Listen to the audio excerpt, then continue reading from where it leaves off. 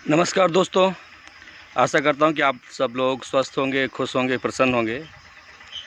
कल मुझे मेरे यूट्यूब वीडियो पर एक मैसेज मिला और वो जो मैसेज था एक ऐसे व्यक्ति का मैसेज था जिससे मुझे बहुत प्रेरणा मिली। और मेरे जो विज्ञान में 113.84 अंक आए थे, उनके सही गाइडेंस की वजह से ही आए थे। हालांकि जब मैं उनका वीडियो देख रहा था तो ना तो वो मुझे जानते थे, ना मैं उन्हें जानता था। हालांकि वर्तमान में भी हम दोनों में से एक दूसरे को बाय फेस, मतलब by face in the sense हम दोनों कभी नहीं मिले हैं। लेकिन उनकी जो जानकारियां हैं, उनकी जानकारियों की वजह से जो मुझे लाभ हुआ है, उसकी वजह से मैं उनका तहे दिल से शुक्रिया करता हूं। उनको सत सत नमन करता हूं। मुझे पता नहीं कि वो मुझसे उम्र में छोटे हैं या बड़े हैं, लेकिन चूँकि उन्होंने बहुत ही, मतलब जब भी जानकारी दी है हमेशा सही जानकारी दी है और कभी किसी भी बच्चे को गुमराह करने की कोशिश नहीं की। मतलब बहुत सारे चैनल्स वाले क्या काम करते हैं, थंबनेल लगा दिया कि कल से ज्वाइनिंग शुरू, या फिर हाई कोर्ट ने ये ऑर्डर दे दिया, या फिर लिखित में सरकार ने पीईबी को बंद करने का आदेश दे दिया, या फिर एमपी टीईटी वर्ग 3 वाले जो दोषी हैं वो पकड़े गए। ऐसे मतलब उल्टे सीधे, या फिर बोलूँ कि प्योर फेक जो थंबनेल लगा लगा के अपने जो व्यूज बढ़वाते रहते हैं, तो ऐसा उन्होंने कभी नहीं किया। जो भी जानकारी दी होगी हमेशा सटीक जानकारी दी होगी, और इसीलिए उनकी उस सही और सटीक जानकारी के कारण ही मेरे विज्ञान वर्ग 2 में 113.84 अंक आ पाए। क्यों? क्योंकि जब मैं दिल्ली में पढ़ा रहा था तो वहाँ पर मेरा जो मेन सब्जेक्ट था वो तो साइंस ही था, लेकिन एमए इंग्लिश होने की वजह से मुझे वहाँ पर इंग्लिश के पीरियड्स भी मिलते थे। तो मैंने क्या पढ़ा रहा था, मैं वहाँ पर मैंने पढ़ा रहा था साइंस, जो कि 60 नंबर का था, और इंग्लिश 30 नंबर की थी। लेकिन हिंदी मेरे टच में ही नहीं थी, तो हिंदी को लेकर मैं बड़ा टेंशन में था। टेंशन में इसलिए था क्योंकि आखिर हिंदी भी तो 30 नंबर की आनी थी। और बदकिस्मती से हुआ ये कि बिल्कुल उसी टाइम जो हमारा खाना बनाने के लिए आती थी, उन्होंने भी बिल्कुल एंड टाइम पर, मुझे अच्छी तरह होश है कि मैं जो शॉल को ओढ़े हुए, क्योंकि दिल्ली में ठंड बहुत पड़ती है, तो ये लगभग दिसंबर का महीना था, कड़ाके की ठंड पड़ रही थी, मैं शॉल ओढ़े हुए पढ़ रहा था। और हम वेट कर रहे थे कि भाई खाना बनाने वाली आ रही है, खाना बनाएगी और हम खाना खाएंगे। लेकिन आप देखिए, जब मैंने फ़ोन लगाया तो पहले वो उठाए नहीं, खुद ने, उसके बच्चे ने उठाया और बोला हमारी मम्मी आज नहीं आ रही हैं। मैंने कहा भाई आज नहीं आ रही हैं, क्यों? तो बोला उनकी तबीयत ख़राब है। अच्छा, मैंने कहा क्या उनकी तबीयत इतनी ठीक है कि अगर वो घर से बना के दे सके तो हम घर चले जाएंगे? बोले नहीं, वो आपके यहाँ खाना बनाएंगे ही नहीं। मेरे पूरे फ्यूज उड़ गए। फ्यूज इसलिए उड़ गए क्योंकि वो जो खाना बनाने वाली थी, मैं यहाँ जहाँ बैठा हूँ ये देवस्थान है, तो मैं बिल्कुल रत्ती भर भी झूठ नहीं बोलूँगा। उस लेडी को, उनके हस्बैंड को और उनके बेटे को दिल्ली जैसे शहर में ना सिर्फ मैंने जॉब दिलाया, बल्कि जब तक जॉब नहीं लगा, लगभग उनके पूरे परिवार को मैंने अपने घर पर रखा, लगभग 1.5-2 महीने। एग्जैक्ट मुझे नहीं है पता कितना।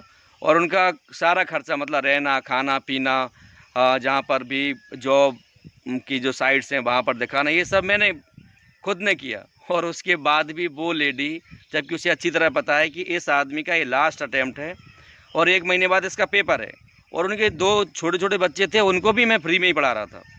फ्री में नहीं, सॉरी, आधे पैसों में पढ़ा रहा था।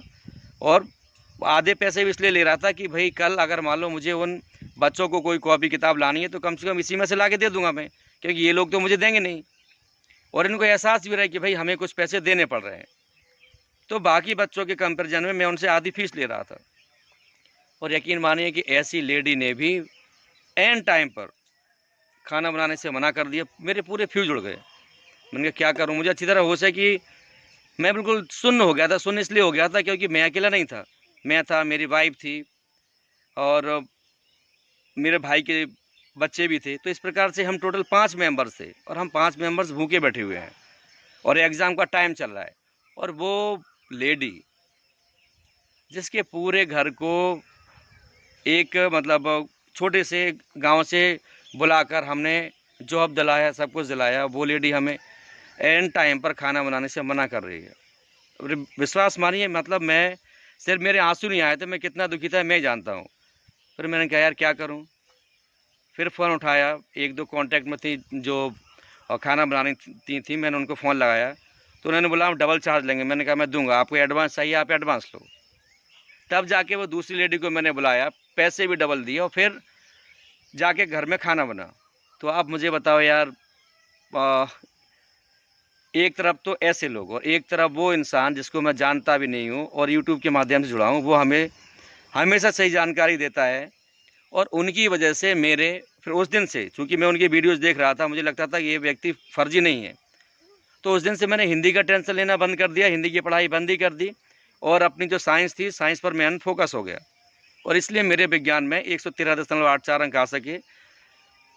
और उनका नाम है, जो कि मेरे प्रेरणा स्रोत भी हैं, और उनके सही गाइडेंस के लिए मैं उनको सत सत नमन करता हूँ, सत सत प्रणाम करता हूँ। उनका नाम है श्री अतुल कुमार शर्मा जी, जो शिवपुरी में रहते हैं। और जो लोग उनका चैनल देखते हैं उन्हें पता है कि वो दिव्यांग श्रेणी में आते हैं, और कभी किसी ने शायद साल 2 साल पहले किसी यूट्यूबर ने उन पर कोई कमेंट भी किया था उनकी दिव्यांगता को लेकर, तब भी उन्होंने बोला था कि अगर मैं चाहूँ केस कर सकता हूँ, लेकिन उन्होंने ऐसा नहीं किया। और यही बड़े लोगों का बड़प्पन होता है। और छोटे लोग तो आपकी मतलब जो आपके बस में नहीं था, आप दिव्यांग हो गए तो भी लोग कमेंट कर रहे हैं। तो मैं इस वीडियो के माध्यम से श्री अतुल कुमार शर्मा सर को सत सत नमन करता हूँ, प्रणाम करता हूँ। बिल्कुल मुझे इससे फ़र्क नहीं पड़ता कि वो मुझसे छोटे हैं या बड़े, लेकिन चूँकि वे हमेशा सही जानकारी लाते हैं और लोगों को मोटिवेट करते हैं, इसलिए मैं उनको पुनः प्रणाम करता हूँ। मैं उनसे मिलने के लिए, जो हमारा MPPSC था 10 जनवरी 2020 को, मैं उनसे मिलने के लिए उनके घर भी गया, सिद्धेश्वर मंदिर के पास जो राठौर डेयरी है। मैंने घर ढूंढने की कोशिश बहुत की, लेकिन मुझे घर नहीं मिला, और चूँकि मेरा रिटर्न का टिकट था तो हम MPPSC दे के वापस आ गए। उसके बाद हालांकि मैं नहीं जा पाया, और उनसे मिलने के लिए मैं फिर से ज़रूर जाऊंगा। तो अतुल सर को पुनः प्रणाम। और कल जो कोइंसिडेंस है वो ये देखिए आप, कि अतुल सर का मैसेज आया, और उस टाइम ही मैं एक पेरेंट्स के पास गया, उन्होंने मुझे बुलाया कि सर अब हमारी बच्चियां जो 10th पास हो गई हैं, अब बताएं इनको क्या सब्जेक्ट दिलाना है। तो जब मैं उनकी काउंसलिंग कर रहा था, तो मैंने देखा कि उसी परिवार में एक बच्ची है, उसकी जो एक आँख है, वो एक आँख ना भेड़ी है ना फूटी है, लेकिन जैसे अगर हम बोलते हैं ना भेड़ी भी नहीं, छोटी है, बाबा रामदेव के कंपैरिजन में भी और छोटी है। तो ये तो आपको अच्छी तरह पता है, हम अतुल सर को भी देख रहे हैं। जैसे किसी भाई ने कमेंट किया था कि सर आपकी शादी हुई या नहीं हुई, तो अतुल सर ने भी उसका बहुत अच्छा रिप्लाई दिया था कि भाई जब हेल्दी लोगों की भी तो शादी नहीं हो रही, तो फिर मेरे जैसे दिव्यांगजन से कौन शादी करेगा। हालांकि ऐसा नहीं है, जो लोग जिसको दिल से चाहते हैं वो उससे शादी बिल्कुल कर सकते हैं। तो मैं उस लड़के के बारे में बता रहा हूँ, चूँकि अतुल सर के बारे में वीडियो बनाया मैंने, जो कि दिव्यांगजन है। और उस लड़की को देखा, फिर मेरी एक और स्टूडेंट, उसका जो पैर है उसका पैर मुड़ा हुआ है, मतलब जब वो चलती है तो बिल्कुल स्पष्ट दिखता है कि इस प्रॉब्लम है। अदरवाइज़ वो लड़की बहुत इंटेलिजेंट है, बिल्कुल फेयर कलर है और बहुत सुंदर है, लेकिन उसके उस पैर की वजह से मुझे अच्छी तरह पता है कि इसको कल शादी होने में बहुत सारी दिक्कतें आने वाली हैं। ऐसे ही मेरा एक और स्टूडेंट है, उसके साथ भी लगभग यही प्रॉब्लम है। जबकि आपको पता है कि सरकारी नौकरी के लिए मिनिमम 40% विकलांगता चाहिए। तो मैं अपने इस छोटे से वीडियो के माध्यम से मध्य प्रदेश सरकार से, केंद्र सरकार से और PM मोदी जी से भी एक छोटा सा निवेदन करना चाहूँगा कि अगर कोई दिव्यांग है तो जो सरकारी नौकरी है उसमें आप 40% की बाध्यता को हटा दें प्लीज़। क्योंकि आप मुझे बताएं कि वो जो लड़की, जैसे मान लो किसी की एक आँख फूटी है, जैसे है भी मेरा एक दोस्त, उसके एक दुर्घटना में एक आँख चली गई थी, तो आप मुझे बताएं, आप उसे दिव्यांगजन तो मान नहीं रहे हैं, लेकिन ये भी आपको पता है कि समाज में लोग उससे क्या कह के बोलते होंगे।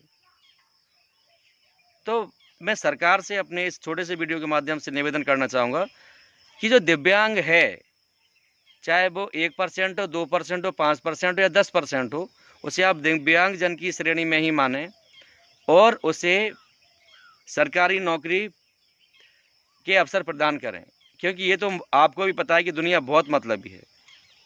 अगर किसी दिव्यांगजन की, जैसे मैं एक व्यक्ति से मिला था, उसके दोनों पैर कटे हुए थे, लेकिन चूंकि वो रेलवे में जॉब कर रहा था, उसकी सुंदर सी बीवी थी। तो आप मुझे बताओ, लोग मतलबी हैं कि नहीं? बिल्कुल मतलबी हैं।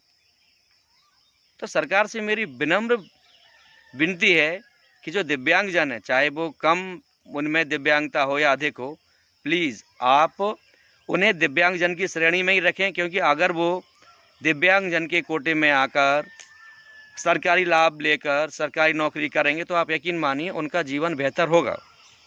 और अगर आप इस 40% बाध्यता को लगाए रखेंगे तो बहुत सारे जो भाई बहन हैं उनका जीवन बिल्कुल, अगर नर्कमय ना भी हो तो कष्टमय तो ज़रूर होगा।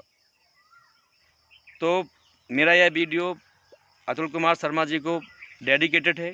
उसके अलावा सरकार से भी इस वीडियो के माध्यम से मैं विनम्र अपील करना चाहूँगा कि प्लीज़ आप जो दिव्यांगता का जो 40% वाला क्राइटेरिया है, उसे आप हटाकर जो दिव्यांग है उसको दिव्यांग की श्रेणी में ही रखें और उसके सरकारी लाभ दें।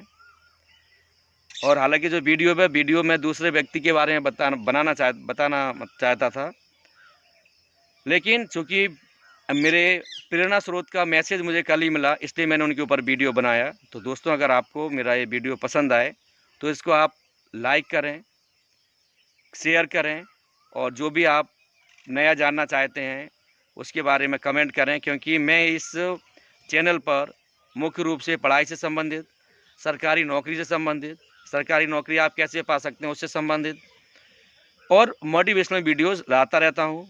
और इस चैनल को बनाने का मेरा यही उद्देश्य है कि मैं कभी भी कोई फेक न्यूज़ ना लाऊं। इसलिए मुझे समय तो लगेगा, मेरे चैनल को ग्रो करने में समय तो लगेगा, लेकिन मुझे पता है कि एक बार जब मेरा ट्रस्ट बिल्ड हो जाएगा आप लोगों के साथ में, तो मेरे इस चैनल को ग्रो करने से कोई नहीं रोक सकता। आप सभी को धन्यवाद दोस्तों, खुश रहिए। जय हिंद, जय भारत।